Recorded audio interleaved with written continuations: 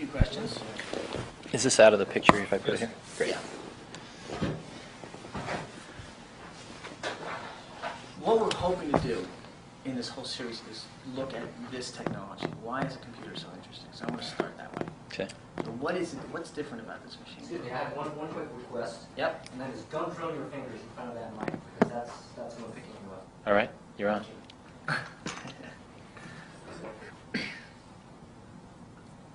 Turn it. By the way, the next time when you do an interview at the factory, that place that we found, probably the best location. We found a way to boost you up enough so you're over the rail, and you can see the two-armed robot. Yeah. Great. It's a nice shot.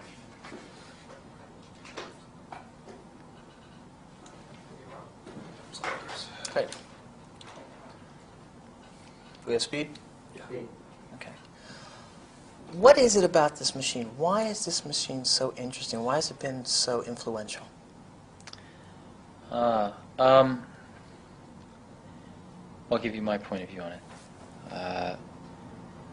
I remember reading a magazine article a long time ago, when I was 12 years old maybe, I think it was Scientific American, I'm not sure. And the article proposed to measure the efficiency of locomotion for lots of species on planet Earth, to see which species was the most efficient at getting from point A to point B. And they measured the kilocalories that each one expended. So they ranked them all, and I remember that the Condor won. The Condor was the most efficient at getting from point A to point B. And humankind, the crown of creation, came in with a rather unimpressive showing about a third of the way down the list. So that didn't look so great. But let me do this over again, because I'm just Sure. sort of can say this better.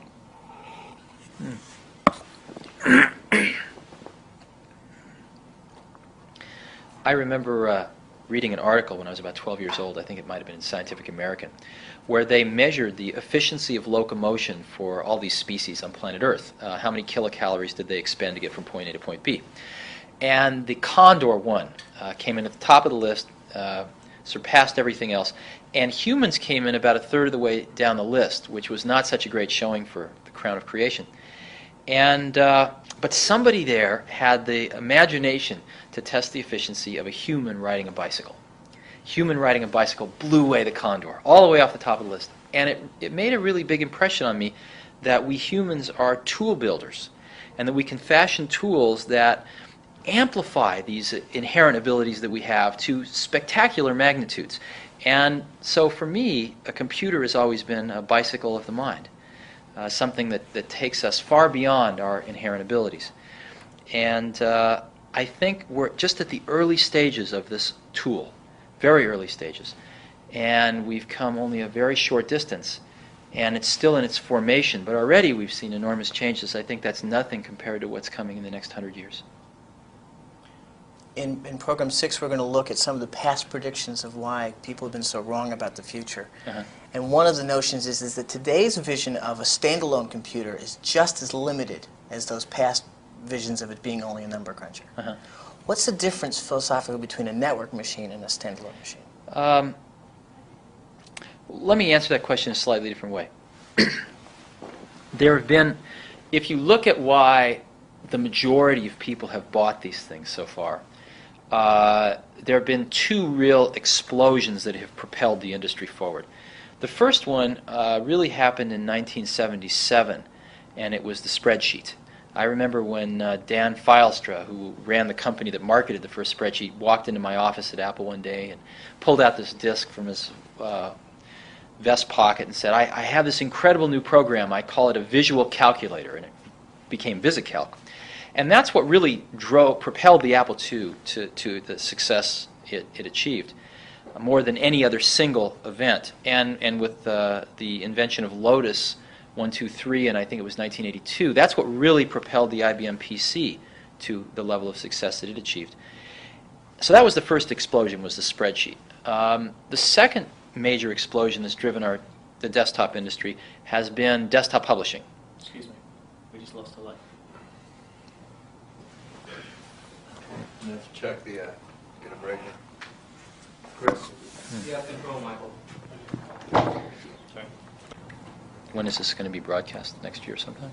Yeah, Fall 91. Co-production with the BBC. Uh-huh. And actually, one part is going to be interesting. I'm going to ask you at the end. Is we're going to dramatize the future, what we guess our future is, because we've got a dramatic budget in England. Whatever our guess is, it's going to be wrong. But at least we want to give people a vision of where things are heading. So can I just start off with the second one? Sure. Great.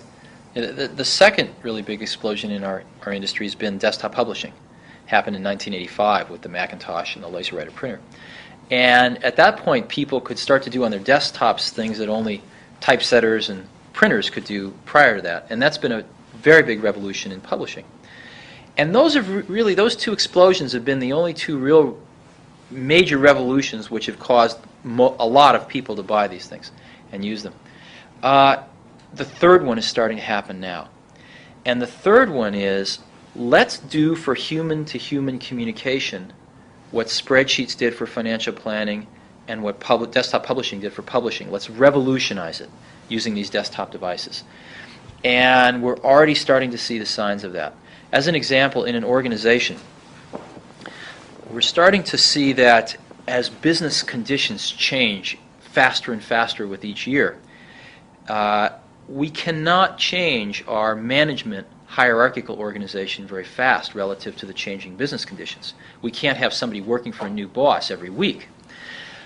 We also can't change our geographic organization very fast. Matter of fact, even slower than the management one. We can't be moving people around the country every week.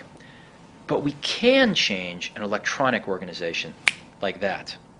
And what's starting to happen is we start to link these computers together with sophisticated networks and great user interfaces, we're starting to be able to create clusters of people working on a common task in literally in 15 minutes worth of setup. And these 15 people can work together extremely efficiently no matter where they are geographically and no matter who they work for hierarchically. And these organizations can live for as long as they're needed and then vanish. And we're finding we can reorganize our companies electronically very rapidly, and that's the only type of organization that can begin to keep pace with the changing business conditions. And I believe that this collaborative model has existed in higher education for a long time, but we're starting to see it applied into the commercial world as well.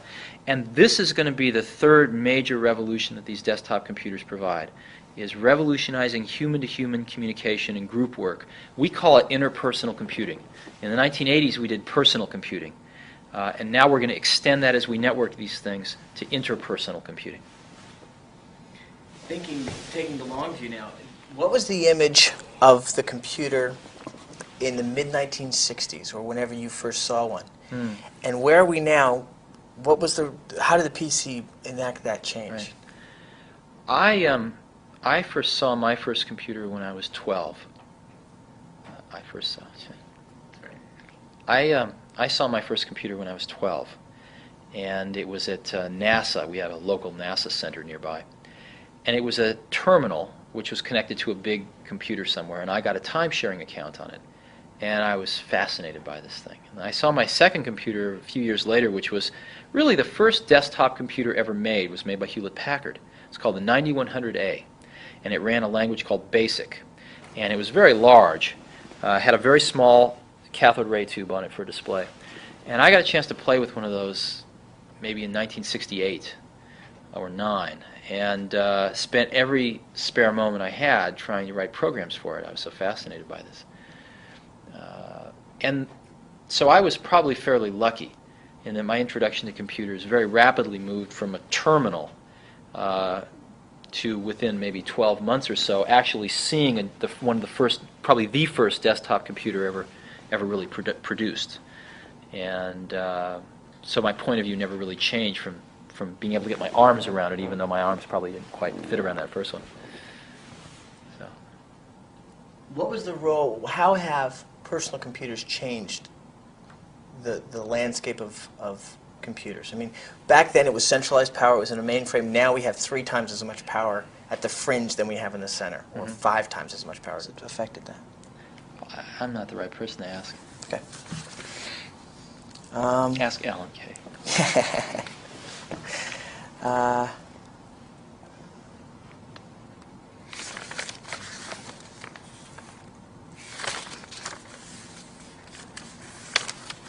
We have just about covered. The only other thought I have is, when you were getting started out, I read somewhere that you had no intention of building a company.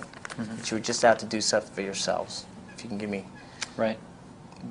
I don't know the question they asked to get that, but Well, at the time we started Apple, Woz was working for Hewlett-Packard. I was working for Atari, actually for Nolan Bushnell, designing video games. And we went to Atari and showed them our early prototypes, and we went to HP. And we encouraged each company to hire the other one and let us do this for them.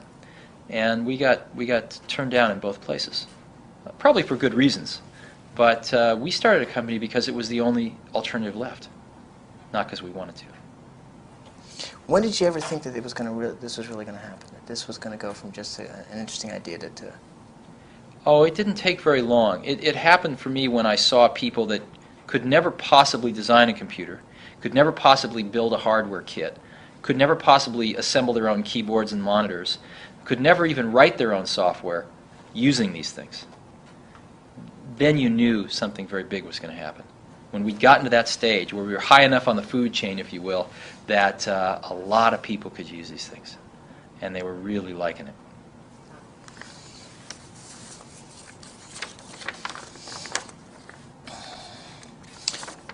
What's the goal of the next factory? Why is it so automated? Why is that necessary?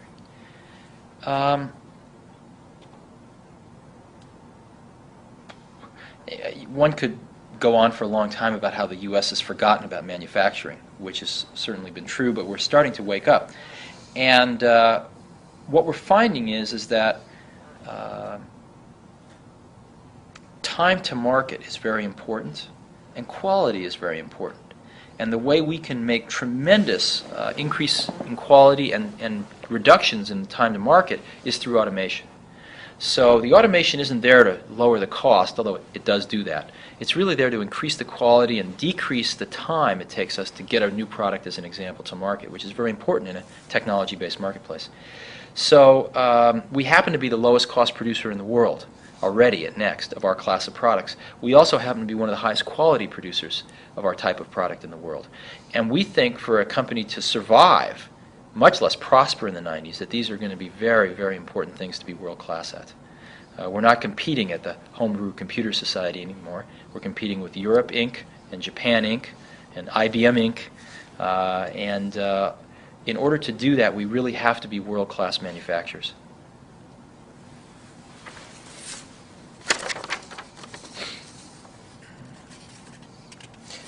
What a computer, I'm dancing around a bit, just picking up the stray ends here. So if they're not very connected, excuse me. What do computer networks offer to education? Well, education's been on computer networks for longer than almost anyone else. The Department of Defense has an office called DARPA, and they funded a thing called ARPANET many, many years ago to try to build a command and control network for military purposes. And they did a very brilliant thing. After they got a prototype working, they gave it to the university community in America and said, bang on this for a while and see if it works and help us make it better. And after a few years of the university community doing that, they created a separate version for military purposes. But they left the educational version going. And that has tied together the research community of the United States now for about a decade, and is vital to the functioning of higher education in this country. So higher education has actually led the way. That's why we started off focusing exclusively on higher education, because where else could you find 5,000 people on a network but Carnegie Mellon University, as an example? So higher education has been 5 years ahead of business in using computers in some of these powerful new ways, which we're going to see now ripple into business in the first half of the 90s. It's pretty exciting. How about lower education? How about school? How about lower? Sharing valuable resources? So far, computer use in K through 12 has been primarily Apple IIs, and I wish that they'd been upgrading to Macintoshes faster than they have been. But I think that that's slowly happening, and IBM is getting in there as well. The primary purpose of computing in K through 12 has been just computer literacy. And there's been a bottleneck because there hasn't been enough sophisticated courseware written. And that's a problem for our society in general amongst all the other problems with our K through 12 education system. One could talk about that for a few days. Easily. So, Easily. that's,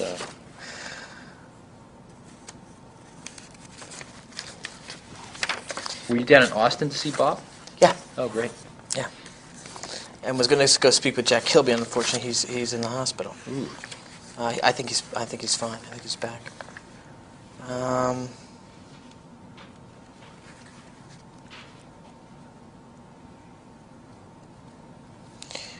Going back to the Mac, in meeting the deadline for the Mac, how crazy did it get? I mean, you'd already said that you were going to have this big splash at the Super Bowl.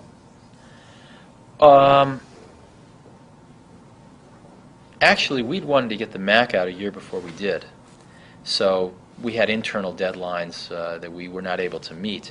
But by the time we bought the spots for the Super Bowl and things like that, I mean, it was basically in the bag. It's not that we didn't work 24 hours a day for the last 6 months to get it out, but we were on the bomb run at that time.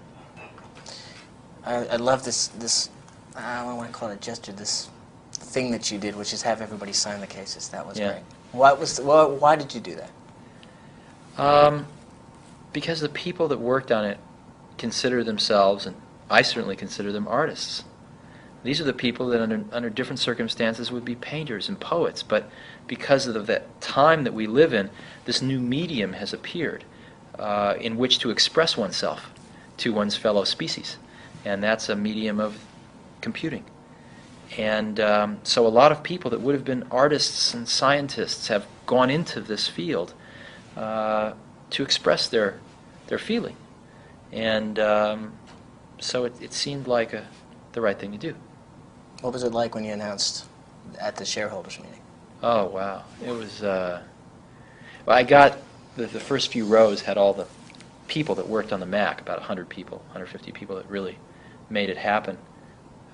Were all seated in the first few rows. And when it was introduced, after we went through it all and had the computer speak to people itself and things like that, the whole auditorium of about 2,500 people gave it a standing ovation.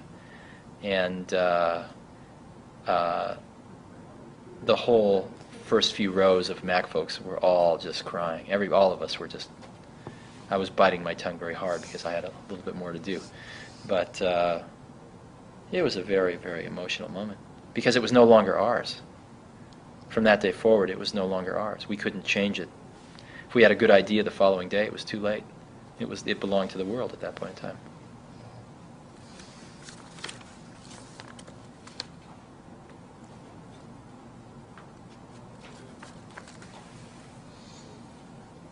I should probably get going. Yeah. I'm just thinking a couple, but let's do the kickers then. Okay, these are The the kickers. 15 seconds at the beginning of the show to grab people's attention. So, program 3, we're going from semiconductors to the growth and establishment of the computer industry. Uh-huh.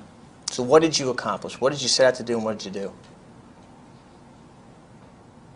Well, I think maybe something different along the lines of what you want is, the semiconductor people didn't know what they had in the microprocessor for 2 or 3 years. It was the computer hobbyists that really got the idea to make this into a computer rather than a calculator. Were you out to build a company or change the world? When we started Apple, we were out to build computers for our friends. That was all. No idea of a company. How important is the user interface in the design of a computer? Turn that into your own words.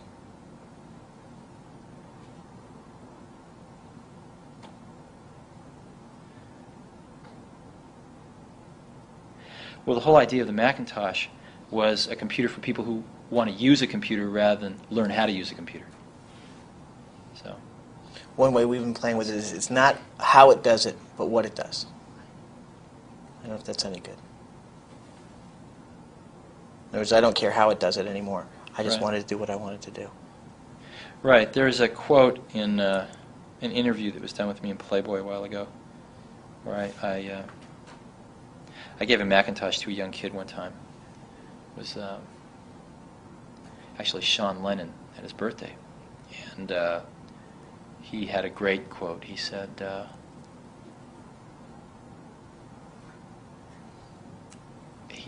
everyone else, and I guess I said this actually. Oh, I think I remember. This is Right. older people and younger people. Yeah, right. Right. The older people all want to know how it does what it does, but the young people just want to know what it can do. Okay, wrap that up into is you the graphical interface or the line that we're going. How about this? Where are we in the evolution of the user interface, and where are we going? Is that a short one? I don't know that there is a short one, but Yeah. This whole discussion about user interface is just strange to me, because to me it's just sort of a natural thing that had to happen, did happen, and it's happened. It's kind of like automatic transmissions. Well, in a Not history quite, series, not quite though, the same as that, but in a history series, though, there is an evolutionary line, so that's why we're following. Uh-huh. I mean, a lot of people don't know about Doug Engelbart, right. for example. Right. Okay, networking. Why is networking important? Why is it the future? Well, in the 90s, we're going to revolutionize human-to-human communication using these desktop computers in the same way that spreadsheets revolutionized financial modeling and that desktop publishing revolutionized publishing. Great. Okay, good. Anything Thanks. we haven't covered? No, I got to go. This is great. Thank you you. very much. 3 times as much power at the fringe than we have in the center, or 5 times as much power, depending on what statistics. How did the PC change the world? Well, though the analogy is nowhere perfect, and certainly one needs to factor out the environmental concerns of the analogy as well. There is a lot to be said for comparing it to going from passenger trains to automobiles.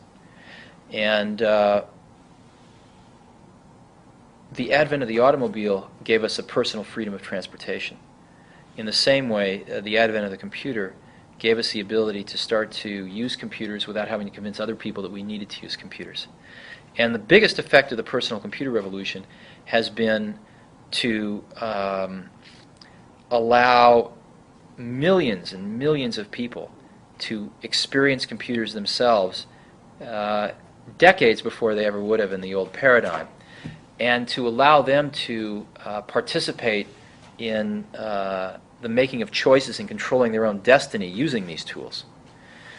But it has created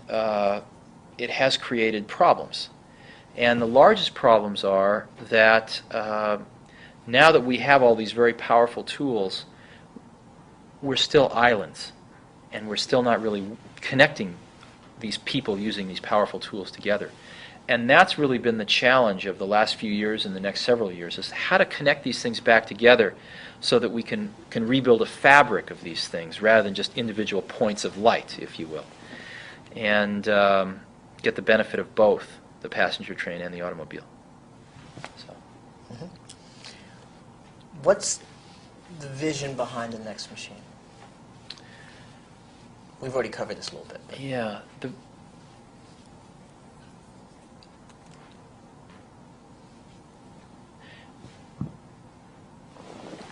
Everything that we've done in our, well, what's the right way to say this?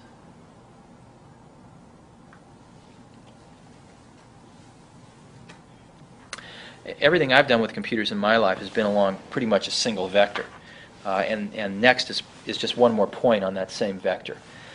In this case, what we observed was that the computing power we could give to an individual was an order of magnitude more than the PCs were giving, in the sense that people want to do many things at once, and you really need true multitasking.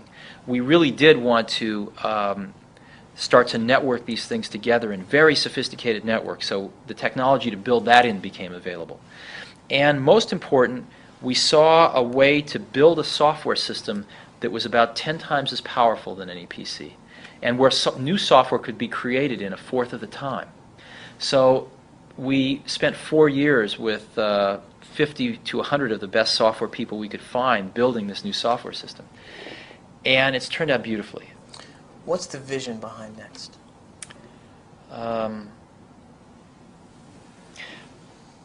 It's not so much different than everything I've ever done in my life with computers, starting with the Apple II and Macintosh and now Next, which is if you believe that these are the most incredible tools we've ever built, which I do, then the more powerful tool we can give to people, the more they can do with it. And in this case, we found a way to do 2 or 3 things that were real breakthroughs. Number one was to put a much more powerful computer in front of people for about the same price as a PC.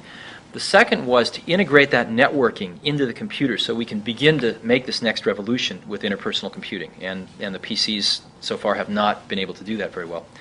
And the third thing, and maybe the most important, was to create a whole new software architecture from the ground up that lets us build these new types of applications and lets us build them in 25% of the time that it normally takes to do on a PC. So we spent 4 years with 50 to 100 of the best software people that I know, creating a whole new software platform from the ground up. And the way our industry works is that you create this platform software first, and then you go out and you get people to write new applications on top of it. Well, the height that these new applications can soar is enabled or limited by the platform software. And there's only been 3 systems that have ever been successful in the whole history of desktop computing. That was the Apple II's platform software, of which there wasn't too much, the IBM PC, and Macintosh. So we're attempting to create the 4th platform software standard, and hopefully we'll succeed because it will allow these applications to be written which far, far exceed in capacity what can be done in today's machines. Should wait for the zero graph. Okay. Based. Clear. What happens when you have a network that allows the relative minorities in a whole different area come together? How does that change the democracy? I don't know. Okay. But what I have seen is I've seen interpersonal computing happening at our own company. Or maybe the best way to put it is, I remember when the first spreadsheet came out, I saw it fly through Apple as well as other companies. And when we invented desktop publishing, of course, it influenced Apple first. And I've seen the same thing happen with interpersonal computing here at Next. We decided to put a Next machine on every employee's desktop about 18 months ago and connect them with the very high-speed networking that's built in. And I've seen the revolution here with my own eyes. And it's actually larger than the first 2. Let me give you some examples. If we're going to be doing a special project, let's say with a company, and let's say the company's called what's your WGBH. WGBH. We're going to be doing a special project with WGBH, and what we'll do is we'll create a special mailbox, WGBH, and we'll put 20 people on it that are going to be helping on this project. Now, these 20 people will be from all over our company, from marketing, from sales, from engineering, some from manufacturing, maybe some from our Boston office so they can be close by. And if one sends a message to this mailbox, they'll all get it like that, instantly. And if one sends a reply, they'll copy the whole mailbox on it so the rest of the team members get to read the intellectual content going back and forth. And everyone in this mailbox will probably get around 30 mail messages a day. And they'll spend about 20 minutes, 30 minutes reading these and answering these per day. And it'll be like a beehive. Now, this project's very important for our company, and I want to make sure it's getting off right. So I'll put my own name on this mailbox, and I'll see these 30 mail messages fly by, all of the disagreements and the arguments and the thoughts and the decisions. And I can just let it fly by and read it. I can do some background coaching with a few people if I think they're a little off track. I can get right on the network and kibitz if I'd like. And after a month or so, when I know that it's going well, I can take my name off. And so not only is this a way to organize, violating all management and geographic boundaries, it's also a way to manage, where one can see, again, the thoughts and disagreements and decisions of a company fly by a manager in a way that they never could before. And we have seen it reduce the number of meetings we have at least by 50%. We've seen it get far more managers and individual contributors involved in decisions than they ever were before, and we think the quality of the decisions is a lot higher. And we've seen a window for management to look into the process of this organism we call our company in a way that has never before been possible. I'm part of this electronically connected community. That's going to provide us wonderful new capabilities and communications abilities, but we still always want to be able to disconnect that network spigot, take it off, and take our standalone computer somewhere, let's say home. Now, what's going to happen rapidly is with radio links and with fiber optics to the home, you're going to be able to hook your computer up to your network at home. But there's always going to be that cabin in the middle of nowhere that I want to go for a 2-week vacation where I want my computer. And if it doesn't work in a completely standalone way, I'm going to be not happy.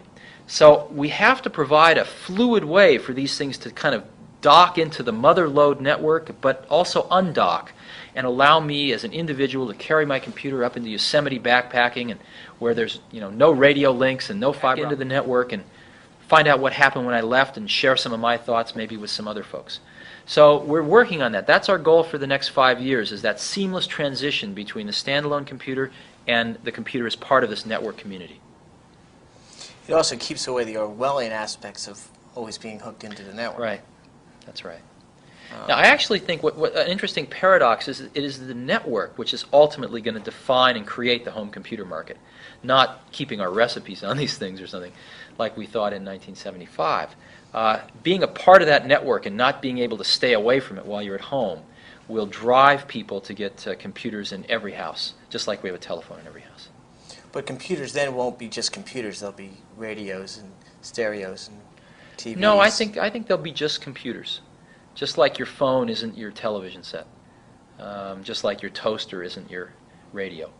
I think they'll be computers, and they'll have many of the capabilities of these other devices. Multimedia, the ability to integrate sound and video in with the computer, is absolutely coming. But a lot of people have mistaken it as the end rather than the means. We see multimedia as more of a means. In other words, people aren't going to buy a computer for multimedia. They're going to buy it for training, or they're going to buy it for interpersonal communication. And in that communication, in addition to text, they're going to want voice. They're going to want, potentially, I might want to send you a video clip. But the real market is to help us communicate better, or to help us train somebody. And we need to not lose sight of that. I want to get your thoughts on the user interface stuff, and I'd like to look at the transition of Xerox to Apple. Okay. When did you hear? What was the image of Xerox PARC, and what was it like when you first went in there? Well, Xerox PARC was a research lab set up by Xerox when they were making a lot of profits in the copier days, and they were doing some computer science research, which was basically an extension of some stuff started by a guy named Doug Engelbart when he was at SRI.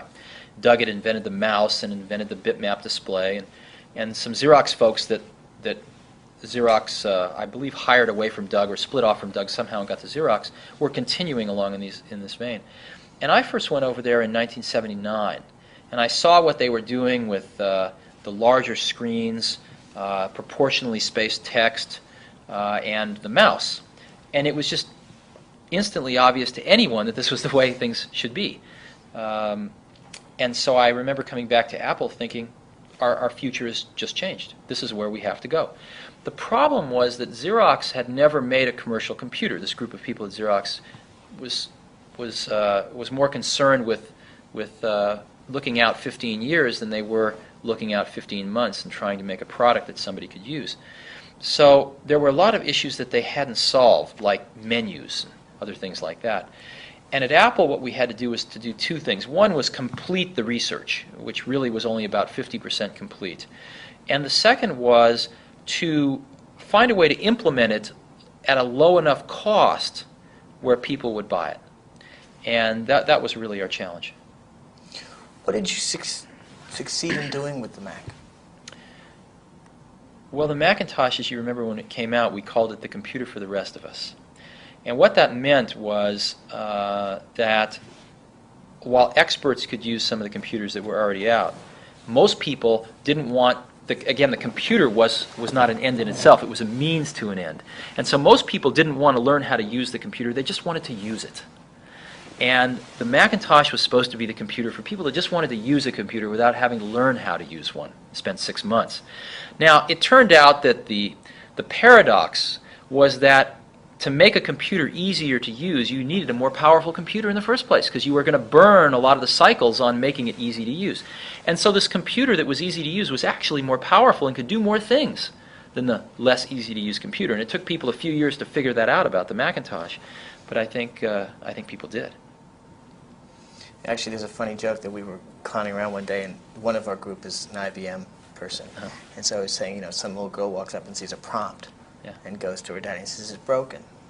Where's my desktop? Mm-hmm. Where's my metaphor?" And we've adopted this new metaphor.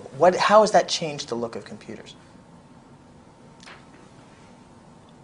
Well, I think the Macintosh was created by a group of people who felt that there wasn't a strict division between sort of science and art. Or in other words, that mathematics is really a liberal art if you look at it from a slightly different point of view. And why can't we interject typography into computers? Why can't we have computers talking to us in English language? And looking back 5 years later, this seems like a trivial observation, but at the time it was cataclysmic in its consequences, and the battles that were fought to push this point of view out the door were very large. The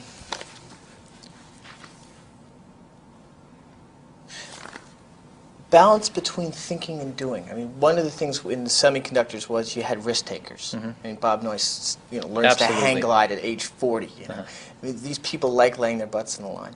How important was that in the early days? I mean, we're going back to 75.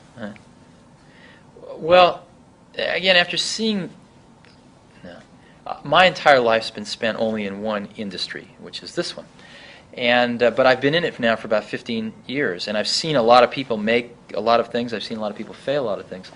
And my point of view on this, or my observation, is that the doers are the major thinkers. The people that really create the things that change this industry are both the thinker-doer in one person. And if we really go back and we examine, did Leonardo have a guy off to the side that was thinking 5 years out in the future what he would paint or the technology he would use to paint it? Of course not. Leonardo was the artist, but he also mixed all his own paints. He also was a fairly good chemist, knew about pigments, knew about human anatomy, and combining all of those skills together, the art and the science, the thinking and the doing, was what resulted in the exceptional result. And there is no difference in our industry. The people that have really made the contributions have been the thinkers and the doers. And when you a lot of people, of course, it's very easy to take credit for the thinking. The doing is more concrete, but it's very easy for somebody to say, "Oh, I thought of this 3 years ago." But usually when you dig a little deeper, you find that the people that really did it were also the people that really worked through the hard intellectual problems as well.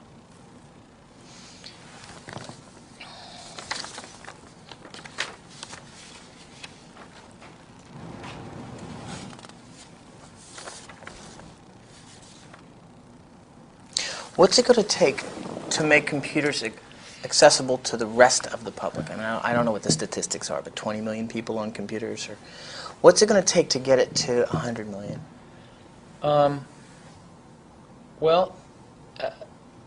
Probably death is the best invention of life, because it means there's a constant turnover. And so if you want to make a change in our society, the best place to do it is in the educational system. So that there are now generations of people that have come out of school who computers are second nature to them. And the people in our society that at this point still have not embraced these things are getting older, and as that cycle, that wheel of birth and death turns, just like driving, people that don't drive are very rare, and another generation or two, people that don't use computers are be pretty rare. Going back, It's a harsh way of saying it, but that's the... It's Yeah. very true. I mean, there is a line that says those people that don't adopt it will die off. Well, time passes. Yeah. focusing now on the third program, where we've gone from semiconductors, and the vision is IBM is this big machine, UNIVAC, big large machine, and we take the line through of integrated circuit microprocessor. And we actually got some great stuff from Ted Hoff about, it's a light bulb. It burns out, you replace it. You know. Then we lead up into the beginnings of the personal computer. So what were you doing at the time, and how did that get started? Actually, it wasn't Intel that first figured out that the microprocessor was a computer. They designed these things to be used in calculators. And they thought the reason that the microprocessor came about was they thought if they could design a slightly programmable one, the next customer that walked in the door that wanted a slightly different calculator, they could just spend a few months rather than a few years designing a new piece of silicon. But I think the thought of making a computer never really occurred to them. And it was the hobbyists that thought about making a computer, out of these things. It was the computer hobbyist community that first did that. And I don't think Intel quite understood that for a few years.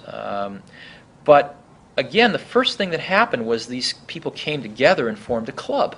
The Homebrew Computer Club at Stanford was the first one in the country. And it was a beehive of all of these people who were interested in these small little computers. People that might have been ham radio operators, people that might have worked with large computers, were all gathered together to discuss their latest little projects. It was very exciting, and there was not a month that would go by where some breakthrough didn't happen. And then the first magazine came along, which was Byte magazine, to communicate on a national scale with all these hobbyists. So that it was a very, very exciting, dynamic time. What did you think when you saw the Apple I? What did I think when I saw the Apple I? We first saw that Woz was building that board. Well, it didn't quite work that way, actually. Okay. What happened was that Woz and I had known each other since I was about 12 or 13 years old. And we built, our first project together was we built these little blue boxes to make free telephone calls. And we had the best blue box in the world. It was this all digital little blue box. I don't think it works anymore, so. But we had a fun time doing that. So when it came to building a computer together, Woz was the brilliant hardware engineer and focused on the core design of the computer. And I was worrying about which parts we ought to use and how we were going to build these things and how somebody that wasn't a Woz was going to manage to buy all the extra parts you still needed to buy and plug this thing together, because you still needed to buy your own keyboard and your own display and your own power supply. And so you needed to be pretty much of a hardware hobbyist. Now, we made a very important decision was to not offer our computer as a kit. Even though you needed to buy these extra parts, the main computer board itself came fully assembled. We were the first company in the world to do that. Everybody else was offering their little computer as a kit.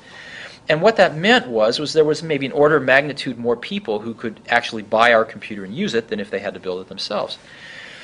And the Apple II was actually the first computer to come fully assembled, where you didn't have to do anything. And the reason there was it was our observation that for every hardware hobbyist, someone who could either build the kit themselves or at least find these 5 or 10 extra parts they needed, there were 1,000 potential software hobbyists.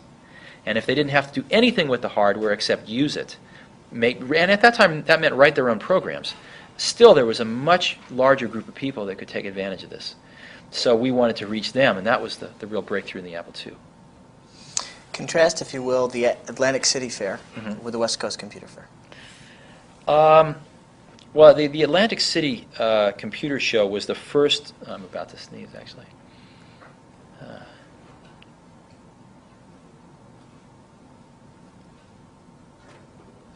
Look at the light. There it is. Excuse me. The first face-to-face gathering of personal computer hobbyists from all around the country was this show put on in Atlantic City in 1976, and it was in the basement of some dingy hotel, and it just happened to be about 300 degrees outside, so the basement was like a steam bath, and it was impossible to be down there for longer than a half an hour without being completely drenched. And nevertheless, there were a few hundred hobbyists completely drenched walking around for hours. And we had a little tiny booth there. It was a tablecloth over a hotel table. And there were Woz and I and a friend or two of ours went there, and we had our few Apple ones there and a little poster we'd made. And that was really our first, the first computer show in the world. A year later, I think maybe even 9 months later, there was the first West Coast Computer Fair, which was a much more professional operation in comparison with Atlantic City, but still very, very hobby-oriented compared with what goes on today. And that was in San Francisco, and there were maybe 100 companies showing their wares, and it was attended by maybe 1,000 people, which was a lot for our industry at that time. 13,000. 13,000. Wow, really? 13,000 people. That's a lot. That's Jim Warren told me that. That's a lot. I'd be surprised at that, but maybe he Call knows it better half than that, I do. 6,000. Yeah, 6,000. Thousands of people. And that's when we introduced the Apple II. And I think the Apple II was probably the hit of the show at that time. In between, you went and found McKenna and Markkula. Well, we found Regus by, I used to like Intel's advertising, so I called them up one day, and I said, who does your advertising? They said, well, Regus McKenna. And I said, what's a Regus McKenna? They said, no, it's a person. And he gave me his phone number, and I called Regus up, and he told us to go away about 4 or 5 times, but eventually he agreed to help us out. And then Mike Markkula I found from a venture capitalist, actually. Told me that I should go talk to Mike Markkula. Now, we hooked up with Mike just around the time we introduced the Apple II, maybe a month before. But the Apple II was pretty much designed and ready to go, and then Mike came on board, and things really started to take off. How important was the disk drive in the development of Apple? Disk drive was crucial. One of the things that people forget when they think about Apple, and the Apple II in particular, was that we were the first company to come out with a reliable, inexpensive floppy disk drive. And we had a low-cost floppy disk drive that really worked about 2 to 3 years before any of our competitors. And that was an incredibly important reason why the Apple II was successful. Matter of fact, there were a few others. The Apple II could hold up to 48 kilobytes of memory, which today doesn't seem like much, but at that time was maybe 3 times as much as its competitors. And that's why VisiCalc was written for the Apple II. It was the only computer that could hold it. And so if VisiCalc had been written for some other computer, you'd be interviewing somebody else right now. And it was because of that design decision and other design decisions like it that the Apple II really beat its competition. How did the Apple II change the world of computing? Well, the Apple II was the world's first successful personal computer and really defined the personal computer as we know it today. So I think it changed the world a lot from that point of view. One of the theses is that, well, let me turn this question around. How important is market research? How much did you rely on it in the early days? Well, I think in the early days it was very easy because you could go to a homebrew computer club meeting and there was your whole market. And so you could find out what they thought. Matter of fact, you could show them your product and see what they thought. And you could, because the products were much simpler then, within a few months you could change it all around and come back and show them a new one. But as the market got more sophisticated, it was less easy to do that. And the problem is that market research can tell you what your customers think of something you show them. Or it can tell you what your customers want as an incremental improvement on what you have. But very rarely can your customers predict something that they don't even quite know they want yet. As an example, no market research could have led to the development of the Macintosh or the personal computer in the first place. So there are these sort of non-incremental jumps that need to take place where it's very difficult for market research to really contribute much in the early phases of the thinking about how to, what those should be. However, once you have made that jump, possibly before the product's on the market or even after, is a great time to go check your instincts with the marketplace and verify that you're on the right track. And usually when you show people something, they'll say, "Oh my God, this is fantastic," or give you some feedback along those lines.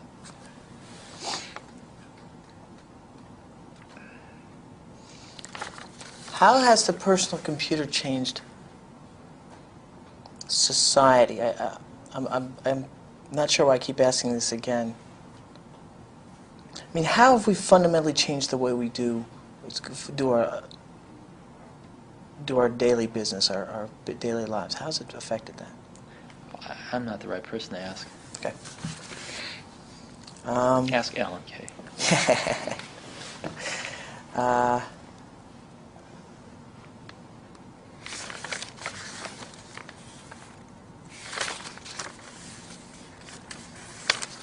Through the growth and establishment of the computer industry. Uh-huh.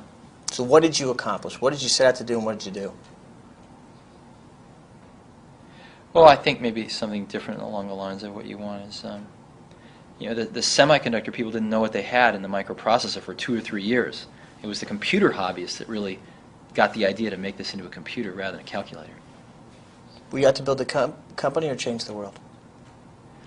When we started Apple, we were out to build computers for our friends. That was all. No idea of a company.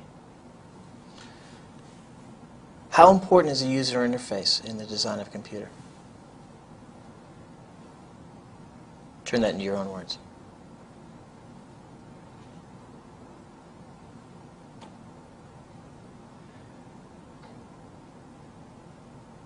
Well, the whole idea of the Macintosh was a computer for people who want to use a computer rather than learn how to use a computer. So, One way we've been playing with it is it's not how it does it, but what it does. I don't know if that's any good. In other words, I don't care how it does it anymore. I just Right. wanted to do what I wanted to do. right, there's a quote in an interview that was done with me in Playboy a while ago, where I gave a Macintosh to a young kid one time. It was actually Sean Lennon at his birthday, and he had a great quote. He said,